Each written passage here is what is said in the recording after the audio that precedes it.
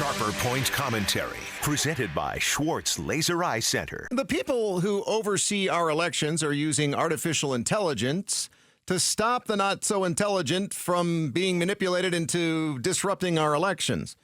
When I say the not-so-intelligent, I'm talking about the people who are convinced that there are dark forces trying to make sure that Republicans don't win elections, which is illogical because in many cases they blame Republicans for this tomfoolery and somehow manage to overlook the fact that many Republicans are still getting elected to office. And they claim that Democrats who lost their election only manipulated the election to help Republicans lose, not help themselves win. If you were capable of, and evil enough to, manipulate an election, wouldn't you serve your own self-interest first? That's why Democratic Arizona Secretary of State Adrian Fontes told a Harvard University panel on election integrity something he said to me before. It's not lost on anyone that we're the ones who put the AZ in crazy. And argues against the election conspiracy theories by pointing out that he lost his 2020 re-election bid to remain Maricopa County Recorder the same year that Donald Trump supporters said Arizona was ground zero for stealing the election. Now Fontes says the state of Arizona is fighting fire with fire, role-playing artificial intelligence threats to protect democracy. And OpenAI, the parent company of ChatGPT, says they've actually discovered and disrupted more than 20 operations this year that tried to influence the election. Secretary of State Fontes says the influence of conspiracy theorists and election deniers is starting to back off, but it's not completely gone. Over and over again, as we've seen in all of our court challenges, we are successful in making sure that folks know that we are still running great elections in Arizona. Well, there is one thing that Arizona hasn't been so great at.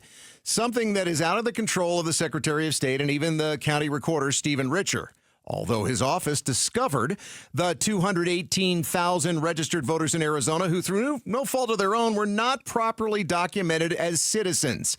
A requirement to vote in Arizona, something that's not a requirement in any other state. Fontes says the job has never been harder and the threats have never been stranger. So thanks, MVD. That's the people who caused this whole snafu, for making it even harder to be able to claim that elections are secure in Arizona and we don't have thousands or tens of thousands of undocumented people voting here like Rudy Giuliani claimed in 2020. Here's one other thing to consider.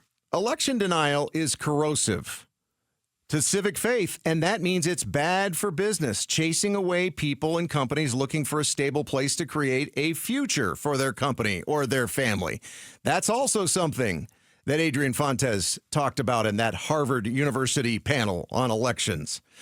And I have to point out to the Republicans, I was all on board with you when you tried to stop illegal immigration and got kicked in the teeth by other states who said, oh, we're never going to do business with Arizona ever again.